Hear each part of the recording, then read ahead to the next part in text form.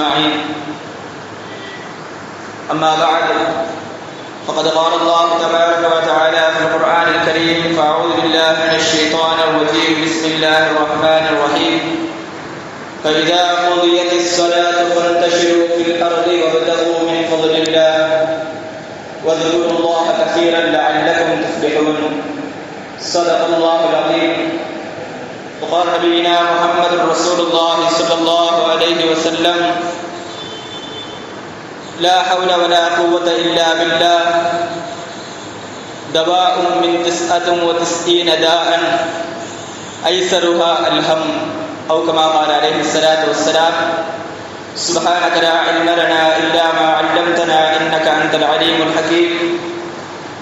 الصلاة والسلام عليك يا سيدي يا رسول الله، خذ بيدي قلت حيلتي أدركني مرادي يا رسول الله يا شفيع المذنبين. اللهم صل وسلم وبارك عليه. رب اشرح لي صدري ويسر لي أمري واحلل عقدة من لساني يفقهوا قولي. رضينا بالله ربا وبالإسلام دينا وبسيدنا محمد رسول الله صلى الله عليه وسلم نبيا ورسولا وبشيخنا محي الدين عبد القادر الجيلاني قدس الله سره العزيز شيخه مرشدا. புகழனைத்தும் ஏக வல்லோனாம் அல்லாஹ் ஒருவனுக்கே உரித்தாக. அவரின் சாந்தியும் சமாதானமும் நம் உயிரினும் மேலான கண்மணி நாயகம் முஹம்மது ரசூலுல்லாஹி ஸல்லல்லாஹு அலைஹி வஸல்லம் அன்னவர்களின் மீதும், அன்னவர்களின் சத்திய வழியை சற்றும் சருகாமல் பின்பற்றிய சத்திய சஹாபாக்கள், தாபியீன்கள், தபஅ தாபியீன்கள், நல்லவர்கள், நாதாக்கள், ஷுஹதாக்கள், வலிமார்கள், குறிப்பாக ஜுமாவுடைய இந்த சபைக்கு முன்கூட்டிய வருகை தந்திருக்கும் நம் அனைவரின் மீதும், இன்னும் வருகை தர இருக்கும் அனைத்து சகோதரர்களின் மீதும் அல்லாஹ்வின் சாந்தியும் சமாதானமும் என்றென்றும் வந்து சேரட்டுமாக. ஆமீன். புனிதமிக்க இந்த ஜுமாவுடைய நாளின் பொருட்டினால் நாம் செய்த எல்லா விதமான நல்ல அமல்களையும் அல்லாஹ் தஆலா கபூல் செய்தருள்வானாக. நாம் செய்த அமல்களில் இருக்கக்கூடிய குற்றங்குறைகளை நிவர்த்தி செய்து அதை பரிபூர்ண அமலாக அல்லாஹ் தஆலா கபூல் செய்தருள்வானாக. நாம் செய்துவிட்ட அனைத்து விதமான சிறிய பெரிய பாவங்கள் அனைத்தையும் அல்லாஹ் தஆலா இந்த உலகத்திலும் நாளை மறுமையிலும் எல்லா விதமான சூழ்நிலைகளிலும் சந்தர்ப்பங்களிலும் அதை மறைத்து மன்னித்தல் புரிவானாக. இந்த உலகத்தில் வாழக்கூடிய அனைத்து விதமான முஃமினான முஸ்லிமான ஆண் பெண் அனைவருக்கும் மன நிம்மதியான சந்தோஷமான பரக்கத்தான வாழ்க்கையை அல்லாஹ் தஆலா நசீபாக்கி தந்தருள்வானாக என்று நல்ல துஆவுடன் தொடங்குகின்றேன். சங்கைக்கும் மிகுந்த மேன்மைக்கும் உரிய அல்லாஹ் தஆலாவுடைய நல்லடியார்களே, நாம் இருக்கக்கூடிய இந்த ஜும்ஆ ஜுல்காஅதாவுடைய முதல் ஜும்ஆ. இன்றைய தினம் நாம் பேச இருக்கக்கூடிய தலைப்பு அல்லாஹ் தஆலா நமக்கு தரக்கூடிய சோதனைகளும் தங்கடங்களும் அதிலிருந்து நம்மை தற்காத்துக் கொள்வதற்காக வேண்டி மார்க்கம் நமக்கு சொல்லி தரக்கூடிய தஸ்பீஹாத்துகளும் என்கிற தலைப்பில் நாம் பேச இருக்கிறோம். கடந்த வாரம் உழைப்பை பற்றி இஸ்லாம் என்ன கூறுகிறது, உழைப்பவர்களுக்கான சிறப்பு என்ன என்பதை பற்றி நாம் பார்த்தோம். அந்த வரிசையில் சொல்லும் பொழுது ஒரு வசனத்தை நாம் போது காட்டினோம். வைதா குதியத்திஸ் ஸலாத்து ஃபன்தஷிரு ஃபில் அர்தி வப்தகு மின் ஃபத்லில்லாஹ் வத்குருல்லாஹ கஸீரன் லஅல்லகும் துஃப்லிஹூன். இந்த வசனத்தில் அல்லாஹ் தஆலா 4 விதமான காரியங்களை சொல்லுகிறார். அந்த 4 விதமான காரியங்களும் எதற்கு பயன்படுகிறது என்று சொன்னால், இந்த உலகத்தில் வாழக்கூடிய நாம் ஏதோ ஒரு இலக்கை நோக்கி பயணித்துக் கொண்டிருக்கிறோம். அந்த இலக்கு எந்த விதத்தில் அமைந்திருக்கும் என்று சொன்னால், அது வெற்றி என்கிற ஒரு இலக்கை நோக்கி நாம் பயணித்து சென்று கொண்டிருக்கிறோம். எந்த விஷயமா இருந்தாலும் சரி, அதில் நம்ம ஜெயிக்கணும், வெற்றி பெறணுங்கிற ஒரு நோக்கம் இருக்கும். யாரும் தோல்வியை நோக்கி பயணிப்பதில்லை. அந்த பயணத்தில், வெற்றி பயணத்தில் நாம் வெற்றி காண வேண்டும் என்று சொன்னால் அல்லாஹ் தஆலா 4 விஷயங்களை செய்யுமாறு அல்லாஹ் தஆலா இந்த வசனத்தில் சொன்னார். அதில் முதல் விஷயம், ஃபைதா குதியத்திஸ் ஸலாத்து, நீங்கள் தொழுகையை முடித்து விட்டால், அதாவது ஃபர்ஸ்ட் தொழுகையை நிறைவேற்றணும் அப்படின்னு சொன்னாங்க. ஃபைதா குதியத்திஸ் ஸலாத்து, நீங்கள் தொழுகையை நிறைவேற்றி முடித்து விட்டால் ஃபந்தஷிரு ஃபில் அர்த், நீங்கள் உலகத்தில் பறந்து விரிந்து நீங்கள் செல்லுங்கள்.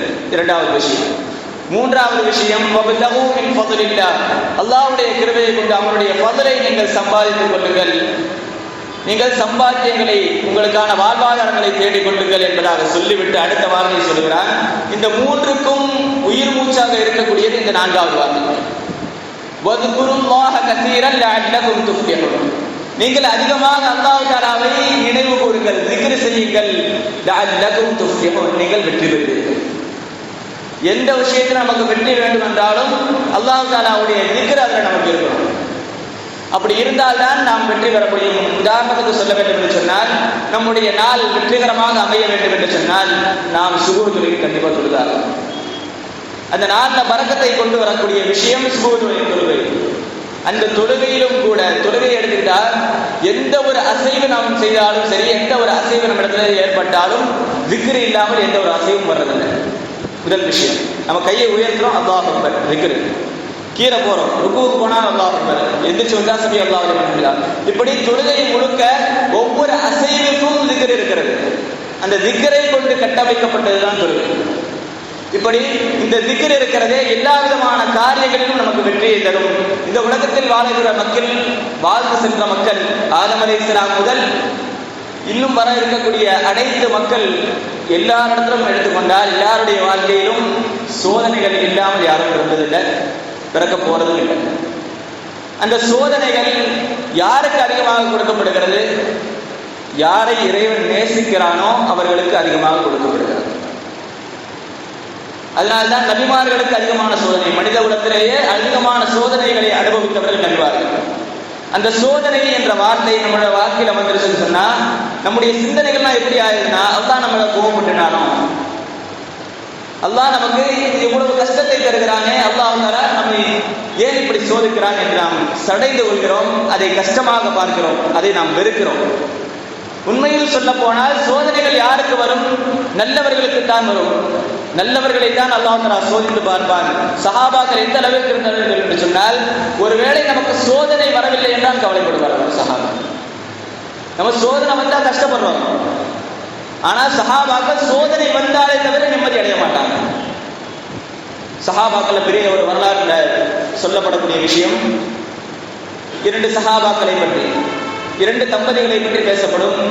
அதில் மனைவி என்பவர்கள் கண்மணி நாயகம் முஹம்மது ரசூலுல்லாஹி ஸல்லல்லாஹு அலைஹி வஸல்லம் அவர்களிடத்துல ஒரு செய்தி அனுப்புகிறார்கள். என்ன செய்தி என்று சொன்னால், நான் என்னுடைய கணவரிடமிருந்து தலாக்கை நாடுகிறேன், அதாவது குலா கேட்டு அனுப்புகிறாங்க. நான் நேரில் அடுத்த நாள் மறுநாள் வரப்போகிறேன் என்பதாக செய்தி அனுப்புகிறார்கள். இதை கேட்ட நாயகம் ஸல்லல்லாஹு அலைஹி வஸல்லம் அதிருப்தி அடைகிறார்கள். காரணம் என்னவென்று சொன்னால், மதீனாவில் வாழ்ந்த தம்பதிகளிலேயே இவர்களை போன்ற ஒரு ஒற்றுமையான ஜோடி கிடையாது. அவ்வளவு ஒற்றுமை, அவ்வளவு பாச பிணைப்போடு வாழ்ந்தவர்கள். இந்த செய்தியை கேட்டவுடன் நாயகம் ஸல்லல்லாஹு அலைஹி வஸல்லம் அவர்களுக்கு ஒரு சின்ன சங்கடம். அப்படி இருக்கும் பொழுது மறுநாள் அந்த மனைவி பெண் சஹாபி கிளம்பி வர்றாங்க. ரசூலுல்லாஹி ஸல்லல்லாஹு அலைஹி வஸல்லம் அவர்களை பார்த்து தலாக்கை கேட்டு பெற வேண்டும், தன்னுடைய கணவரிடமிருந்து குலாவை வாங்க வேண்டும் என்பதற்காக புறப்பட்டு வருகிறார்கள். வரக்கூடிய வழியில் கால் தடுக்கி காலில் காயம் ஏற்படுகிறது. அந்த காயத்தோடு வருகிறார்கள். வந்த பிறகு நாயகம் ஸல்லல்லாஹு அலைஹி வஸல்லம் அவர்கள் கேட்டார்கள், நீங்கள் சந்தோஷமாகத்தானே இருந்தீர்கள், எந்த ஒரு சந்தேகம் கிடையாது உங்களுக்குள், அப்பொழுது ஏன் நீங்கள் தலாக்கை நாடுகிறீர்கள், குலாவை கேட்க வந்திருக்கிறீர்கள் என்று கேட்கும் பொழுது, அப்பொழுது அந்த பெண்மணி சொன்னார்கள், யா ரசூலல்லாஹ், நான் தலாக்கை நாடி வரவில்லை. நான் இந்த இடத்தில் வருவதற்கு முன்னால் வரை என்னுடைய நோக்கம் அதுவாகத்தான் இருந்தது, தலாக்கை வாங்க வேண்டும் என்பதாகத்தான் இருந்தது. ஆனால் இப்பொழுது என்னுடைய முடிவை நான் மாற்றிக்கொண்டேன் என்பதாக அந்த பெண்மணி சொல்கிறார்கள்.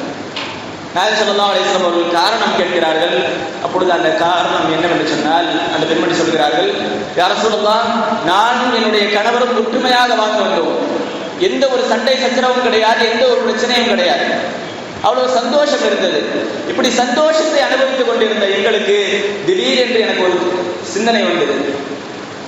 உலகத்திலேயே அல்லாஹ் தஆலா கஷ்டத்தை கொடுக்கிறது நல்லவர்களுக்கு கொடுக்கிறான், யாரை நேசிக்கிறானோ அவங்களுக்கு கொடுக்கிறான். ஆனால் எங்களுடைய குடும்பத்தை பொறுத்தவரையில் கஷ்டமே வரல. அப்படி கஷ்டம் வராமல் இருக்கும் பொழுது ஒருவேளை அல்லாஹ் தஆலா எங்கள் மீது கோபப்பட்டு விட்டானோ, சோதனை எங்களுக்கு கொடுக்கலையே அப்படின்னு சொல்லிட்டு இந்த உறவை நான் துண்டிக்க நாடினேன். ஒற்றுமையாக வாழும் பொழுது கஷ்டம் வரல அவங்களுக்கு. அந்த கஷ்டம் வராததுனால என்ன முடிவெடுக்கிறாங்க? இது அல்லாஹ்வுக்கு பிடிக்காத வாழ்க்கையோ என்று முடிவெடுக்கிறாங்க. அப்படினால் கஷ்டம் வருகிறது என்று சொன்னால் யாரை இறைவன் நேசிக்கிறானோ அவர்களுக்கு தான் கஷ்டம் கொடுப்பான்.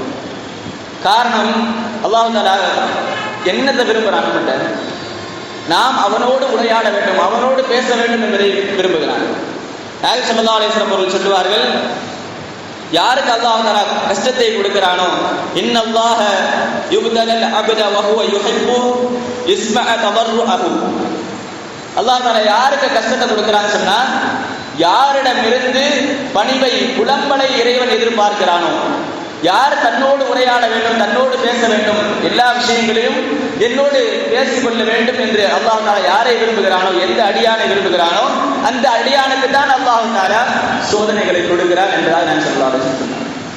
காரணம், நாம் இந்த உலகத்தில் வாழக்கூடிய காலத்தில் எவ்வளவு சந்தோஷம் வந்தாலும் நம்ம என்ன பண்றோம்? இறைவனுடைய சிந்தனை விட்டு தூரமாயிருக்கோம். கஷ்டம் வரும்போது தான் நம்முடைய பெரும்பாலான மக்கள் கஷ்டம் வரும்போது தான் யாருக்கும் அப்பதான் அல்லாஹ்வுடைய ஞாபகமே வருது நமக்கு.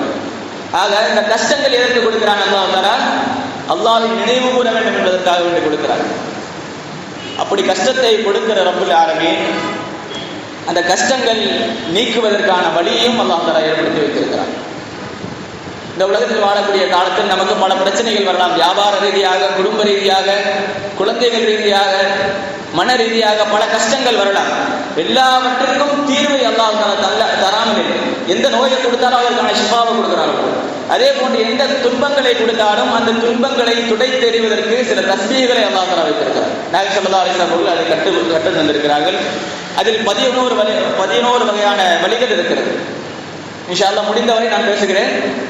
அதில் முதல் விஷயம், நம்மிடத்தில் இருக்க வேண்டியது சோதனைகள் என்று வரும் பொழுது அந்த சோதனையிலிருந்து நாம் தப்பிக்க வேண்டும் என்று சொன்னால் நம்முடைய வாழ்க்கையில் இருக்க வேண்டிய முதல் விஷயம் தக்வா.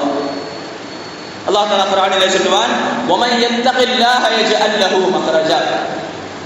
யார் தக்வாவோடு இருக்கிறாரோ, யார் இறையச்சத்தோடு இருக்கிறாரோ அவருக்கு உலகத்தில் எவ்வளவு கஷ்டம் வந்தாலும் அதை லேசாக்கி தருகிறான் அல்லாஹ் தஆலா.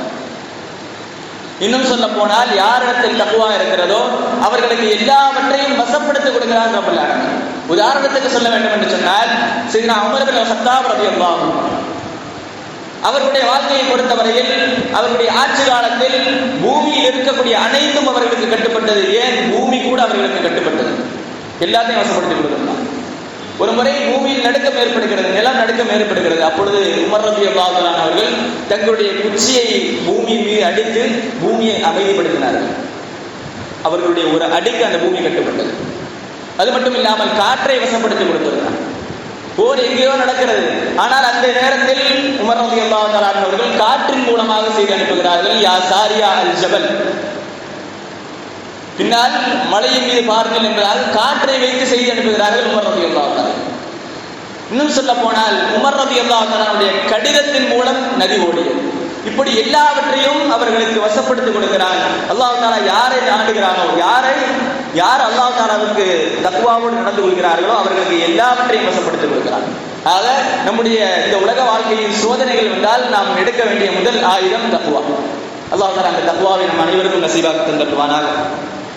இரண்டாவது விஷயம் அல் இஸ்திக்ஃபார். இஸ்திக்ஃபார் செய்வோம். நாயகம் ஸல்லல்லாஹு அலைஹி வஸல்லம் அவர்கள் சொல்வார்கள், மன் லஸிமல் இஸ்திக்ஃபார. யார் தன்னுடைய வாழ்க்கையில் இஸ்திக்ஃபாரை அவசியமாக்கிக் கொள்கிறார்களோ, நாயகம் ஸல்லல்லாஹு அலைஹி வஸல்லம் அவர்களும் தன்னுடைய வாழ்க்கையில் ஒவ்வொரு நாளும் 70க்கும் மேற்பட்ட முறைகள் இஸ்திக்ஃபார் செய்வார்கள். அந்த ஒரு அமலை நாம் அமல்படுத்திக் கொள்ள வேண்டும். அந்த நாயகம் ஸல்லல்லாஹு அலைஹி வஸல்லம் அவர்கள் சொல்கிறார்கள், மன் லஸிமல் இஸ்திக்ஃபார.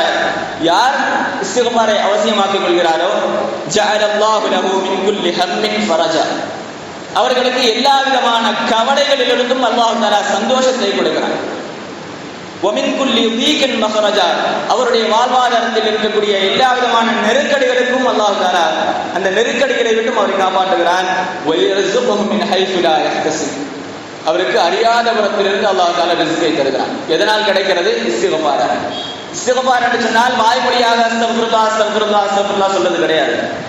மனதோடு, உள்ளச்சத்தோடு, உள்ள தூய்மையோடு அதை நாம் சொல்ல வேண்டும். சையதுனா ஹஸன் அல் பஸ்ரி ரஹ்மத்துல்லாஹி அலைஹி சொல்வார்கள், இஸ்திக்ஃபார்னா யஹ்தாஜு இலா இஸ்திக்ஃபார். நம்முடைய இஸ்திக்ஃபார்லாம் எப்படி இருக்கு தெரியுமா? நம்ம இஸ்திக்ஃபார் செஞ்சோம்ல, அதுக்கு இஸ்திக்ஃபார் செய்யணும். காரணம் என்னவென்று சொன்னால், நாம் செய்யக்கூடிய செயல்கள் பாவத்தில் இருந்து இஸ்திக்ஃபார் செய்யணும். ஏதோ தஸ்பீஹ் உருட்டணும் அப்படின்ட்டு அது செய்யற செயல்கள் எப்படி இருக்கும்? டிவி பார்த்துட்டு உட்காந்து இஸ்திக்பார் செய்யறது பாவம். அதுக்கு மேல இன்னொரு பெரிய பாவம் என்ன இருக்குது? பாவத்தோடு நாம் சேர்த்து இருந்து கொண்டு இஸ்திக்பார் செய்தால் அதற்கும் நாம் பல தடவை இஸ்திக்பார் செய்ய வேண்டியது இருக்கும். ஆக இஸ்திக்பார் என்பது நம்முடைய உள்ளத்தோடு ஊறி போய் இருக்க வேண்டும். அந்த இஸ்திக்பார் நாம் செய்தோம் என்று சொன்னால் நம்முடைய வாழ்க்கையை அல்லாஹ் தஆலா சிறப்பாக தருகிறார். அல்லாஹ் தஆலா அந்த இஸ்திக்பாரையும் நாம் அவசியமாக்கிக் கொள்வதற்கான தௌஃபீக்கை தருவானாக. மூன்றாவது விஷயம், நமக்கு எவ்வளவு கஷ்டம் வந்தாலும் நாம் சொல்ல வேண்டிய வார்த்தை இன்னா லில்லாஹி வ இன்னா இலைஹி ராஜிஊன். இதை நம்ம அடிக்கடி எங்க கேட்போம் சொன்னா மவுத்து வீட்டில் கேட்போம். ஆனால் நமக்கு எங்க கஷ்டம் வந்தாலும் இந்த வார்த்தையை நம்ம சொல்லியாகும். காரணம் என்னவென்று சொன்னால், ஒரு குடும்பத்திற்கு அல்லாஹ் தஆலா மௌத்தை கொண்டு சோதிக்கிறான் என்று சொன்னால் அந்த இடத்தில் ரூஹை கைப்பற்றுவதற்கு அனுப்பப்பட்ட மலக்குகள் அல்லாத வேறு சில மலக்குகளை அல்லாஹ் தஆலா அனுப்புகிறான். அந்த மலக்குகள் என்ன செய்வார்கள் என்று சொன்னால், அந்த குடும்பம் என்ன பேசுகிறார்கள், எந்த மனநிலையில் இருக்கிறார்கள் என்பதாக பார்த்து விட்டு வர வேண்டும் என்பதாக அல்லாஹ் தஆலா மலக்குமார்கள் அனுப்புவாங்க. அப்படி கீழே வரும் பொழுது அவங்க சொல்ற வார்த்தை என்னவா இருக்கும்? இன்னா லில்லாஹி வ இன்னா இலைஹி ராஜிஊன். நாம் எல்லாம் அல்லாஹ் தஆலாவிற்குரியவர்கள், அல்லாஹ் தஆலாவிடமே மீள போகிறோம் என்பதாக சொல்லுவார்கள். இதை கேட்டு விட்டு மலக்குமார்கள் அல்லாஹ் தஆலாவிடத்தில் என்ன போய் சொல்லுவாங்க? யா அல்லாஹ், நீ கஷ்டத்தை கொடுத்தவங்களுக்கு, ஆனா அல்லாஹ் நீ உன்னை அவர்கள் புகழ்கிறார்கள், அந்த கஷ்டத்திலேயும் கூட இறைவனை புகழ்கிறார்கள் என்று சொல்ற பொழுது அல்லாஹ் தஆலா சொல்லுவான், அவர்களுக்காக வேண்டி பைத்துல் ஹம்த், புகழ்ச்சியின் வீடு, சொர்க்கத்துல ஒரு வீடு இருக்கும், பைத்துல் ஹம்த்னு சொல்லி. அந்த வீடு யாருக்கு கட்டப்படும் என்று சொன்னால், இந்த உலகத்தில் வாழக்கூடிய காலத்தில் கஷ்டங்கள் வரும் பொழுது யார் அல்லாஹ்வை புகழ்கிறார்களோ, உதாரணத்துக்கு இன்னா லில்லாஹி வ இன்னா இலைஹி ராஜிஊன், இது யார் சொல்கிறார்களோ அவர்களுக்காகவே அல்லாஹ் தஆலா சொர்க்கத்தில் பைத்துல் ஹம்த் என்கிற வீடை அல்லாஹ் தஆலா கட்டித் தருகிறான். அது மட்டும் இல்லாமல் இந்த உலகத்தில் எவ்வளவு கஷ்டம் வந்தாலும் அந்த திக்ரை கொண்டு அல்லாஹ் தஆலா நீக்கி தருகிறார்.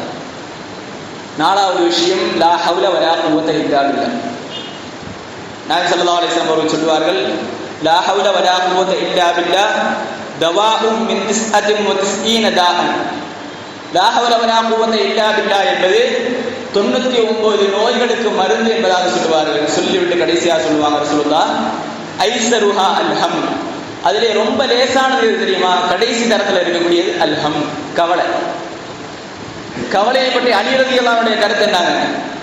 கவலையை விட ரொம்ப மோசமானது, சக்தி வாய்ந்தது இந்த உலகத்தில் எதுவுமே கிடையாது. அதுதான் அலி ரலியல்லாஹு கருத்து.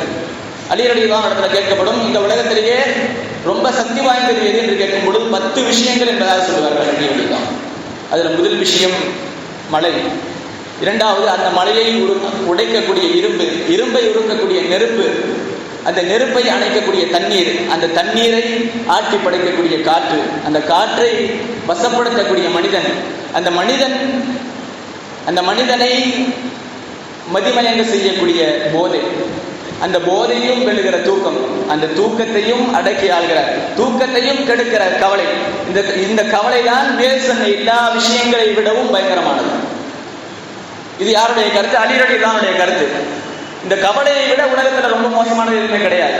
அப்படி இருக்கும் பொழுது நாயகம் ஸல்லல்லாஹு அலைஹி வஸல்லம் என்ன சொல்றாங்க? யார் லா ஹவ்ல வலா குவத்த இல்லா பில்லாஹ் என்று சொல்கிறார்களோ அவர்களுக்கு எல்லா விதமான நோய்களையும் அல்லாஹ் தஆலா ஷிஃபாவாக்கி தருகிறான். 99 வகையான நோய்கள், அதுல கடைசி தரத்துல இருக்கிறது ஹம், கவலை. அப்படின்னு சொன்னா அதுக்கு மேல இருக்கிறதெல்லாம் எப்படி இருக்கும்? ஆக இந்த லா ஹவ்ல வலா குவத்த இல்லா பில்லாஹ்வுடைய தன்மை அல்லாஹ் தஆலா அதற்கு கொடுத்திருக்கக்கூடிய சக்தி அவ்வளவு. இன்னும் சொல்ல போனால், நமக்கு ஏதாச்சும் காணா போயிருச்சுன்னு சொன்னா, அல்லது நம்முடைய பொருட்கள்ல இருந்து ஏதாவது திருட்டு போயிருச்சுன்னு சொன்னா, அந்த இடத்துல நாம் சொல்ல வேண்டிய வார்த்தை லா ஹவ்ல வலா குவத்த இல்லா பில்லாஹ். இன்னொரு சில இடத்துல சொல்லுவாங்க இன்னா லில்லாஹி வ இன்னா இலைஹி ராஜிஊன் சொன்னா பொருள் கிடைச்சிருன்னு சொல்லுவாங்க.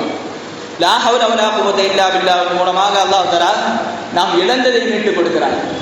நாம எல்லாம் கேள்விப்பட்ட ஒரு விஷயம், அவுஃப் பின் மாலிக் அல்-அஸ்ஜஇ ரலியல்லாஹு தஆலா அவர்கள் ஒரு ஹதீஸை சொல்றாங்க, என்னுடைய மகன் அவுஃப் மாலிக், அந்த மாலிக் என்ன செய்திருந்தார் என்று சொன்னால், ஒரு போருக்கு போயிருந்தாங்க. போருக்கு போயிருக்கும் போது போர்ல திருப்பி வரும்போது சஹாபாக்களுடைய படையெல்லாம் வந்து விட்டது, என்னுடைய மகன் வரல. என்னுடைய மகன் வரவில்லை.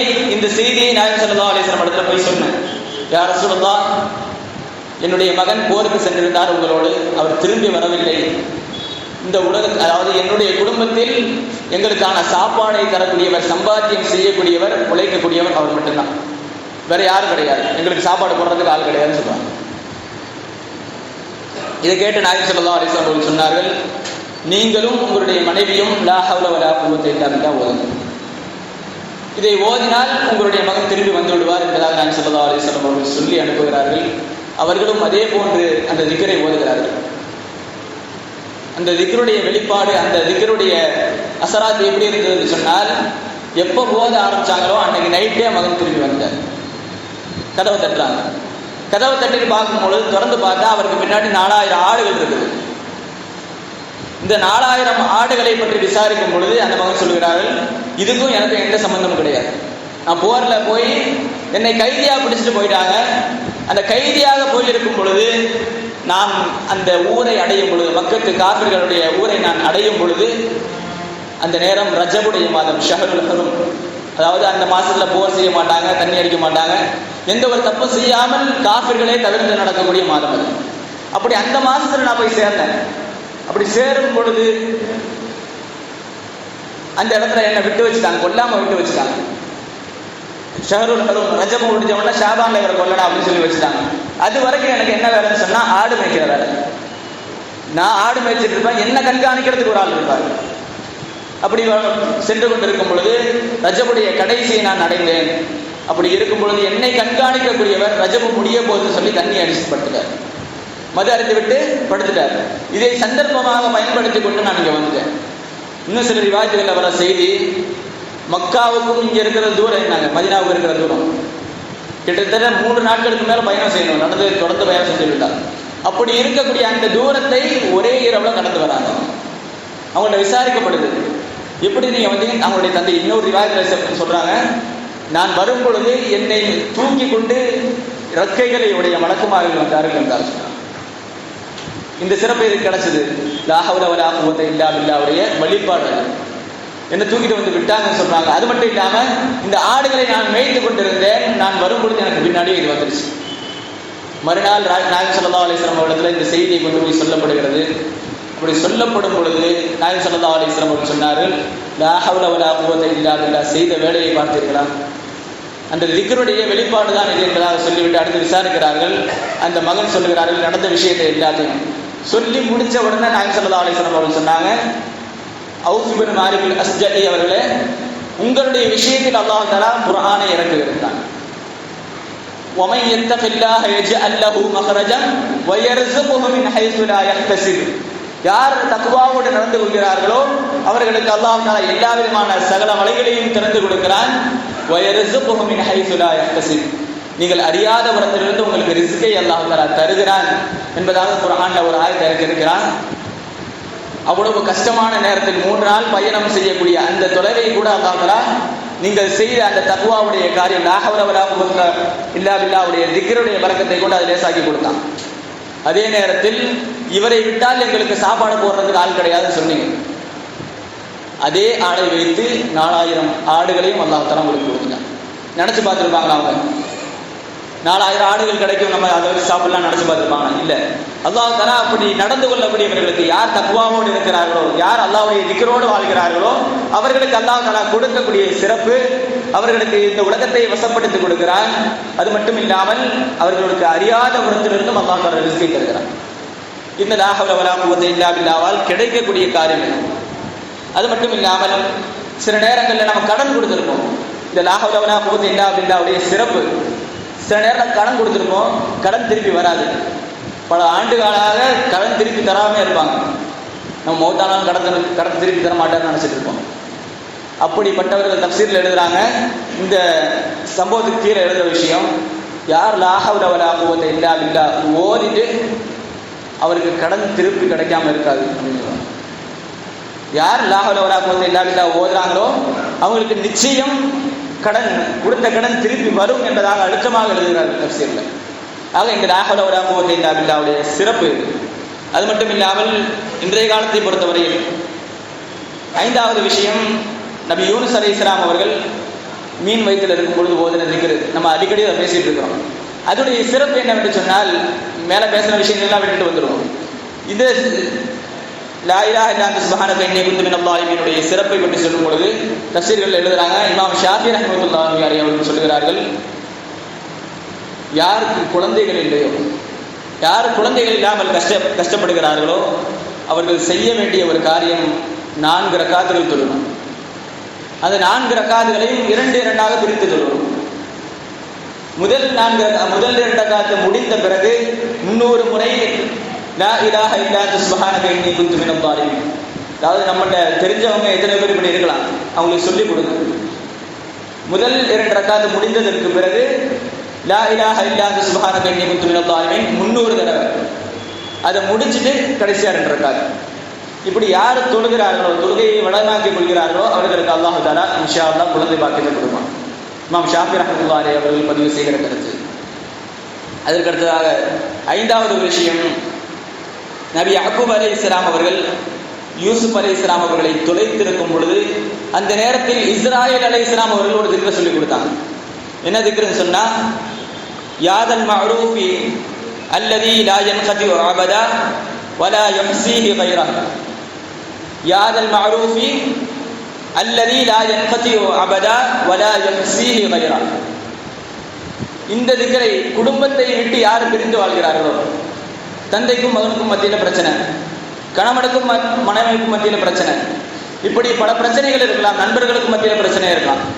இப்படி எல்லா பிரச்சனைகளுக்குமான தீர்வு இந்த திக்ரில் இருக்கிறது என்பதாக எழுதுகிறார்கள். காரணம் என்னவென்று சொன்னால், யாக்கூப் அலைஹிஸ்ஸலாம் அவர்கள் யூசுப் அலைஹிஸ்ஸலாம் அவர்களை தொலைத்து விட்டு தவிக்கும் பொழுது கிட்டத்தட்ட 80 ஆண்டுகள், சில தஃசீர்கள் படி 40 ஆண்டுகள் எழுதுகிறாங்க. 80 ஆண்டுகள் கழித்து இஸ்ராயேல் அலைஹிஸ்ஸலாம் அவர்கள் கனவிலோ அல்லது நினைவிலோ, சில தஃசீர்கள்ல கனவுல வந்திருக்கு, தஃசீர் ரூஹுல் பயான்ல இருக்கிற செய்தி கனவுல பார்த்தாங்கன்னு சொல்றாங்க. இஸ்ராயேல் அலைஹிஸ்ஸலாம் அவர்களை சந்திக்கிறார்கள். யாக்கூப் அலைஹிஸ்ஸலாம்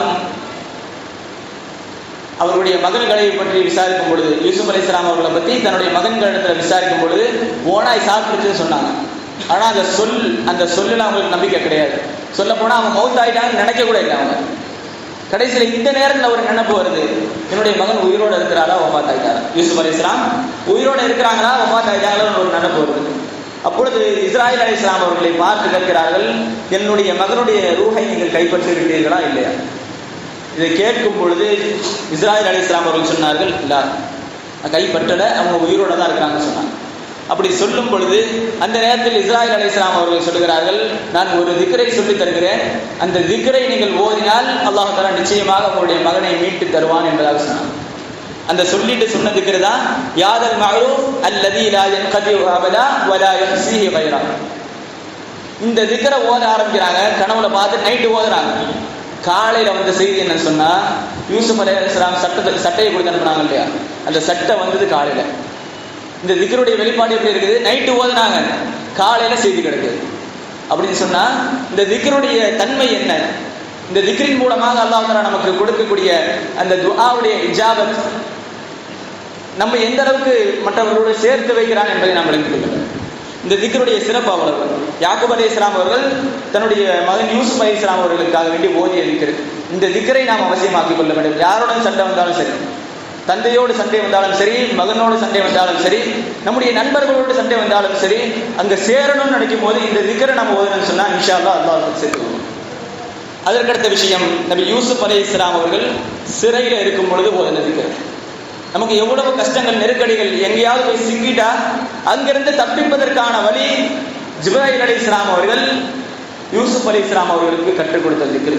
இந்த திக்ரை நம்ம ஓதணும்னு சொன்னா எவ்வளவு கஷ்டம், எவ்வளவு சிக்கல்கள் இருந்தாலும் அல்லாஹ் தஆலா அந்த சிக்கல்களில் இருந்து அல்லாஹ் தஆலா விடுதலை தர்றான். ஹதீஸ்களில் பதிவு செய்யப்பட்டிருக்கிற செய்தி. நபி யூசுப் அலைஹிஸ்ஸலாம் அவர்கள் சிறையில் இருக்கும் பொழுது ஜிப்ராயில் அலைஹிஸ்ஸலாம் சிறைக்கு வராங்க மனித உருவத்தில். அப்படி வரும் பொழுது யூசுப் அலைஹிஸ்ஸலாம் அவர்கள் கேட்கிறார்கள், நீங்க எப்படி உள்ள வந்தீங்க, உங்களை உள்ள கொண்டு வந்தது யாருன்னு கேட்கிறாங்க. அப்படி கேட்கும் பொழுது அந்த இடத்துல சொன்னாங்க ஜிப்ராயில் அலைஹிஸ்ஸலாம், நீங்க தான் என்ன உள்ள கொண்டு வந்தீங்கன்னா. காரணம் என்ன, அவங்கள பார்க்கறதுக்கு தான் வந்திருக்கிறாங்க ஜிப்ராயில் அலைஹிஸ்ஸலாம், நீங்க தான் என்ன உள்ள கொண்டு வந்தீங்க அப்படின்னா. கொண்டு அதை சொல்றதுக்கு பிறகு சொல்றாங்க, நான் ஒரு திக்ரை உங்களுக்கு சொல்லித்தரேன், அந்த திக்ரை நீங்க ஓதுனீங்கன்னு சொன்னா இந்த சிறையிலிருந்து உங்களுக்கு விடுதலை கிடைக்கும் என்பதாக ஜிப்ராயில் அலைஹிஸ்ஸலாம் அவர்கள் கற்றுக் கொடுத்த திக்ர். அல்லாஹும்ம யா ஷாஹிது கைர காலிப், அல்லாஹும்ம யா கரீபு கைர பஈத், அல்லாஹும்ம யா காலிபு கைர மக்லூப். மூணே வார்த்தை. இந்த 3 வார்த்தையை நாம் கஷ்டத்தில் இருக்கும் பொழுது, உதாரணத்துக்கு சிறையிலே இருக்கும் பொழுது நாம் அதை கேட்டாலும் அல்லாஹ் தஆலா இன்ஷா அல்லாஹ் நமக்கு அந்த சிறையில் இருந்து அந்த கஷ்டத்திலிருந்து அல்லாஹ் தஆலா விடுதலை அளிக்கிறான் என்பதாக தஃசீர்களில் நாம் பார்க்க முடியும். அதற்கடுத்ததாக நாம் ஓத வேண்டிய திக்ருகளில் நமக்கு பல வழிகள் வரலாம். கை கால் வலி, முட்டு வலி, இந்த மாதிரி பல வழிகளால் அவதிப்படக்கூடியவர்கள் எத்தனையோ பேர் இருக்கிறார்.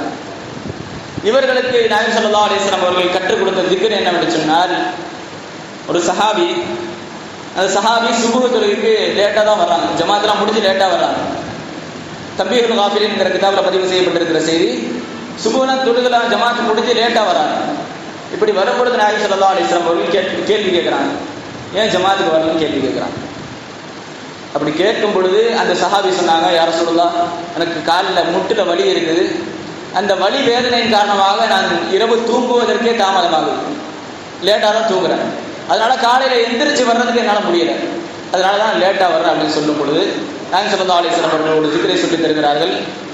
பிஸ்மில்லாஹி, இது 3 தடவை சொல்லணும். பிஸ்மில்லாஹிர் ரஹ்மானிர் ரஹீம்ங்கிறத 3 தடவை சொல்லிட்டு, பிஸ்மில்லாஹி அஊது பி இஸ்ஸத்தில்லாஹி வ குத்ரத்திஹி மின் ஷர்ரி மா அஜிது வ உஹாதிர். அஊது பி இஸ்ஸத்தில்லாஹி வ குத்ரத்திஹி மின் ஷர்ரி மா அஜிது வ உஹாதிர். இந்த திக்ரை எந்த இடத்துல வலி இருக்குதோ அந்த இடத்துல கையை வச்சுட்டு இந்த திக்ரை ஓதணும். அப்படி அதை ஓதுவதன் காரணமாக அல்லாஹ் தஆலா அதிலிருந்து ஷிஃபாவை தருகிறான் என்பதாக நாயகம் ஸல்லல்லாஹு அலைஹி வஸல்லம் சொன்னாங்க. அதை செய்து பார்த்த சஹாபி சொல்றாங்க, ரிவாயத் செய்யக்கூடிய சஹாபி சொல்றாங்க, எப்பொழுது நாயகம் ஸல்லல்லாஹு அலைஹி வஸல்லம் அவர்கள் அந்த திக்ரை எனக்கு சொல்லி கொடுத்தாங்களோ அதை நான் ஒரு முறை செஞ்சேன், அதற்கு பிறகு என்னுடைய வாழ்க்கையில் அந்த முட்டு வலி வந்ததே கிடையாது. ஆக இந்த சில திக்ர்கள் தஸ்பீஹ்கள் இருக்கிறது. நமக்கு எவ்வளவு கஷ்டம் வந்தாலும் அதற்கான தீர்வுகளை சில திக்ர்களிலும் தஸ்பீஹ்களிலும், குறிப்பாக கண்மணி நாயகம் முஹம்மது ரசூலுல்லாஹி ஸல்லல்லாஹு அலைஹி வஸல்லம் அவர்கள் மீது ஸலவாத் சொல்றதை அல்லாஹ் தஆலா வச்சிருக்கிறான். அந்த ஸலவாத்தின் மகிமையை கொண்டும் திக்ர்களுடைய மகிமையை கொண்டும் நமக்கு எவ்வளவு கஷ்டம் வந்தாலும் அதிலிருந்து அல்லாஹ் தஆலா இலகுவாக அதிலிருந்து நம்மை காப்பாற்றுகிறான். அந்த திக்ர்களையும் தஸ்பீஹ்களையும் நாம் அவசியமாக்கிக் கொள்வதற்கான தௌஃபீகை அல்லாஹ் தஆலா நம் அனைவருக்கும் தந்தருள்வானாக. எந்தெந்த திக்ர்களை நாம் கேட்டோமோ, அதாவது இப்போ கேட்ட திக்ர் உங்களுக்கு ஞாபகம் இருக்குமோ இல்லையோ தெரியல, இன்ஷா அல்லாஹ் இந்த ஆடியோ யூடியூப்ல குராக் சேனல் அப்படின்னு ஒரு சேனல் இருக்கு, அதில் பதிவு செய்கிறாங்க. என்ன திக்ர் ஓதப்பட்டதோ அதில் பதிவு செய்யப்படும். தேவை உள்ளவங்க எடுத்து பார்த்துக்கோங்க இன்ஷா அல்லாஹ். ஆக இந்த திக்ர்களின் மூலமாக அல்லாஹ் தஆலா நமக்கு வரக்கூடிய சோதனைகளிலிருந்தும் அல்லாஹ் தஆலா வெற்றியை தருகிறான். அந்த திக்ர்களை நாம் அவசியமாக்கிக் கொள்வதற்கும் அந்த திக்ர்களை நாம் அன்றாட வாழ்க்கையில் ஓதுவதற்குமான தௌஃபீகை அல்லாஹ் தஆலா நம் அனைவருக்கும் தந்தருள்வானாக. இறை இல்லமாம் கஅபா ஷரீஃபையும் இறை தூதரின் பூங்காவனமான ரௌதா ஷரீஃபையும் வாழ்விலே பலமுறை கண்டு தரிசிக்கக்கூடிய பேரின்ப வாக்கியத்தை அல்லாஹ் தஆலா நம் அனைவருக்கும் நசீபாக்கி தந்தருள்வானாக. நாம் இப்படி இந்த ஜும்ஆவுடைய சமயில் ஒன்று கூடி இருக்கிறோமோ அதே போன்று நாளை மறுமையில் கண்மணி நாயகம் முஹம்மது ரசூலுல்லாஹி ஸல்லல்லாஹு அலைஹி வஸல்லம் அவர்களுடைய திருச்சபையில் சொர்க்கத்தில் உயர்ந்த சொர்க்கமான ஜன்னத்துல் ஃபிர்தௌஸிலே அல்லாஹ் தஆலா நம்மையும் நம்மை சார்ந்தவர்களையும் நம்முடைய சந்ததிகளையும் அல்லாஹ் தஆலா ஒன்று கூட்டி அருள்வானாக. இந்த நல்ல துஆவுடன் நிறைவு செய்கிறேன். வாஹிர் தஅவானா அல்ஹம்துலில்லாஹி ரப்பில் ஆலமீன்.